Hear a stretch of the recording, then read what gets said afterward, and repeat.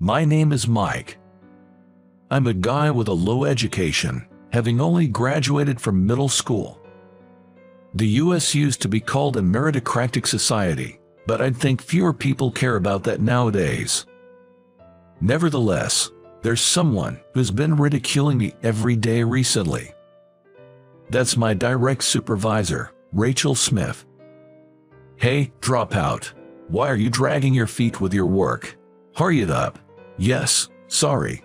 When she's in a bad mood, she gets rough with people like this. Moreover, she calls me dropout as a nickname. I feel humiliated, but what she's saying is true, so I'm in no position to argue back, which is frustrating. Then, one day, I went out for drinks with a colleague from work. Everyone, not just me, is fed up with our female boss's haughty attitude. Man, she's so annoying. I'd really like to get back at her. One of my colleagues even said something dangerous like that. Rachel is turning 50 this year, and I wonder if she's getting irritable because she's reaching menopause. If she'd just keep quiet, she'd actually be pretty. Well, she is an older lady though. My colleagues laughed loudly. My colleagues seemed to get more vulgar as they drink more, and the canned chalk really got the place going. Indeed, Rachel is a beautiful woman with a good figure and a pretty face. She must used to be quite popular when she was younger. In fact, she married in her 20s and has one child. Well, I admit she's beautiful, but she has a difficult personality, I guess. I can imagine living with someone like that. If it's like the company atmosphere at home, she'd definitely be divorced by now. But Mike, you always get chewed out by Rachel. She mocks you with dropout. It must really get to you, right? Well, yeah, but I'm used to it. I've been told enough times that dropout is a degree for those who lack motivation. To relieve my stress, I just kept drinking. All right, let's hit the next spot.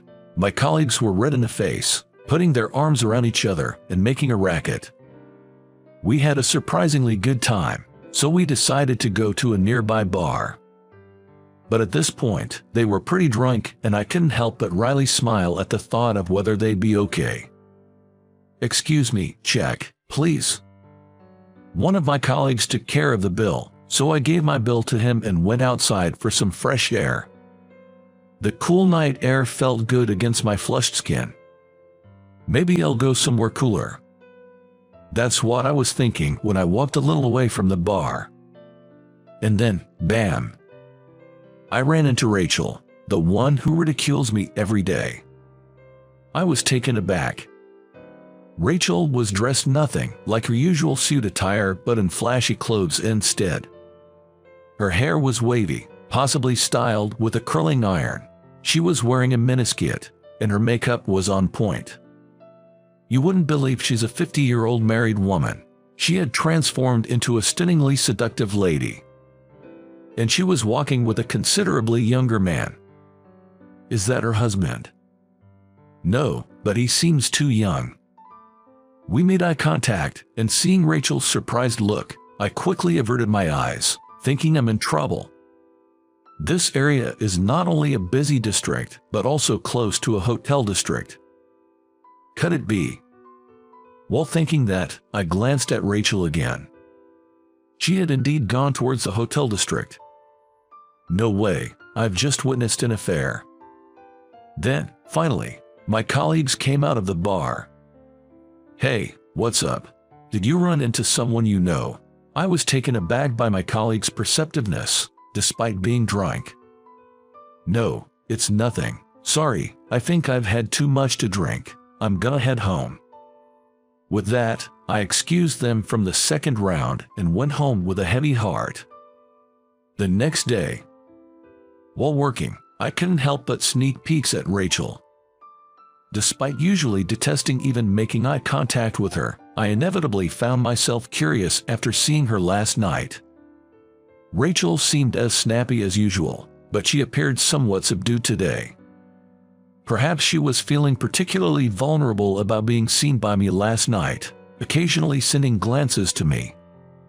Finally, Rachel gestured for me. "Mike, I need to talk to you. Do you have a moment? You do, right?" There was a definite urgency in her voice.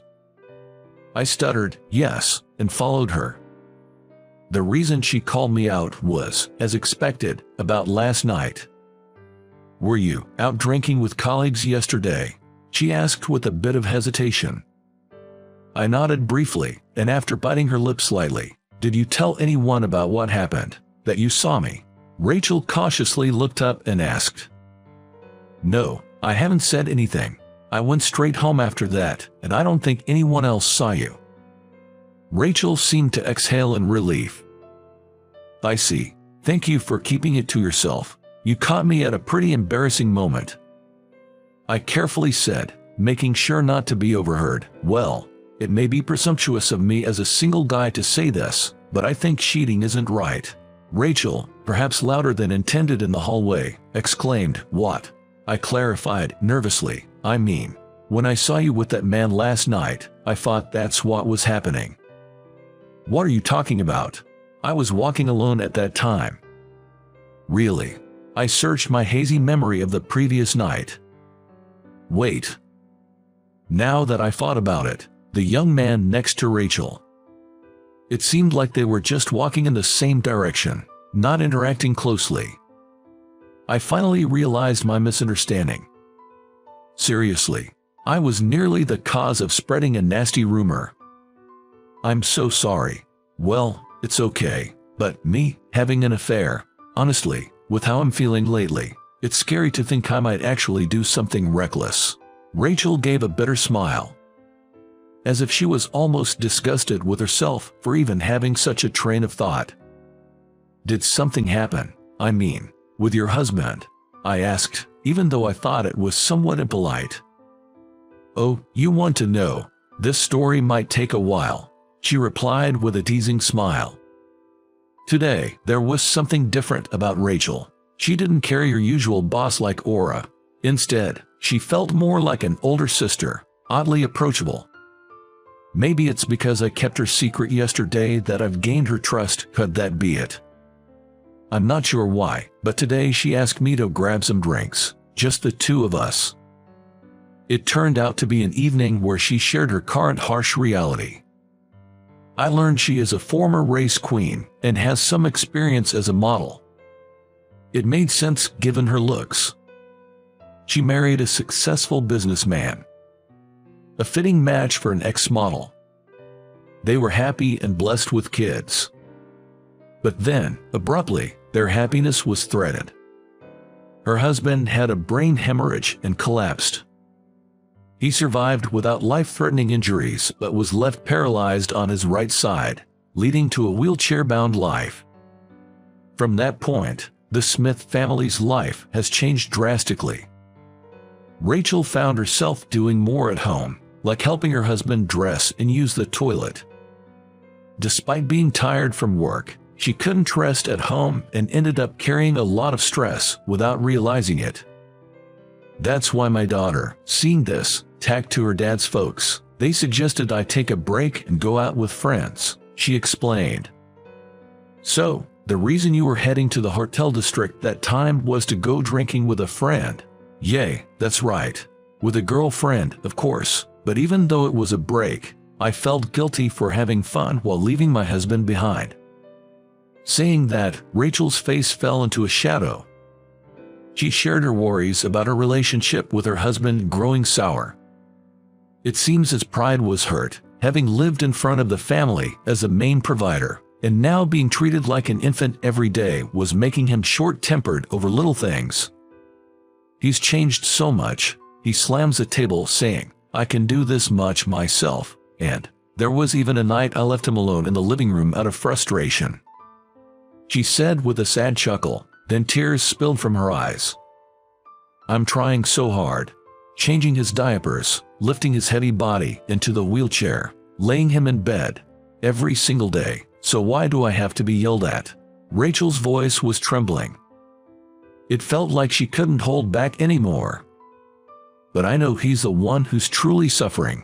He's only in his 50s, and now he's got a body that will never walk normally again, and he had to quit managing his company. It's understandable he's become self-destructive, and yet I should be supporting him more as his wife. I just can't stand the fact that I'm not kinder to him. I feel like such a failure as a wife."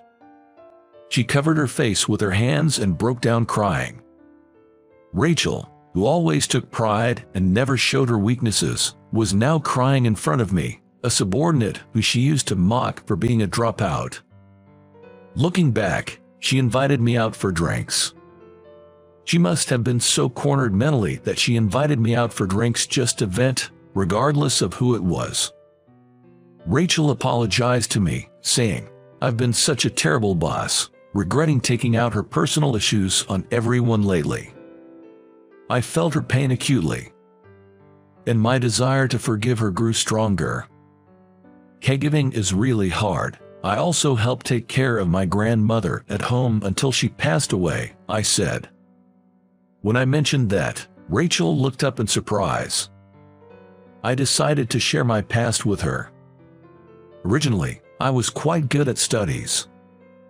Good enough that my teachers suggested I go to a more advanced school. But that dream didn't come true, because my grandma developed dementia.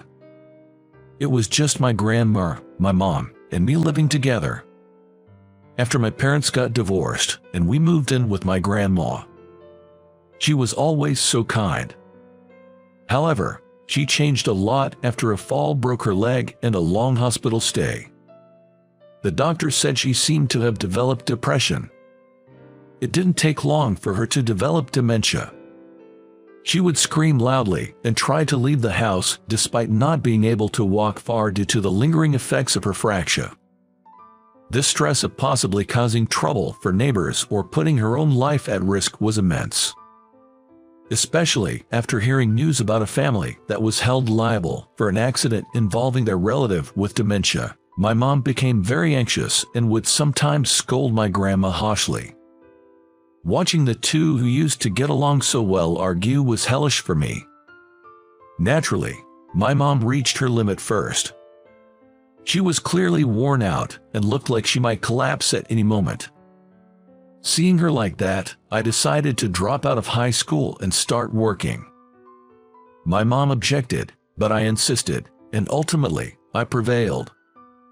After that, my mom and I took turns taking care of my grandma while contributing to the household expenses. Thankfully, my mom's health improved, and my grandma passed away peacefully a few years ago. Now, we live a peaceful life. I didn't realize you've been through so much. You gave up your education for your family. What an incredible person. And to think I belittled you for being a dropout. I'm really sorry. Hearing this, Rachel apologized to me again. It turns out Rachel is a high school graduate herself. She aimed for the entertainment industry when she was younger but gave up halfway, always feeling inferior about her education. So I was the one person she felt she could look down on to boost her own self-esteem, and she regretted that. I'm truly a lousy boss. Recently, my daughter has been saying she'll help with her husband's care. She's still a college student and should be studying, working part-time, and enjoying her youth, but I can't help feeling sorry. Rachel said with a downcast look. I suggested home care services and paid nursing homes to her.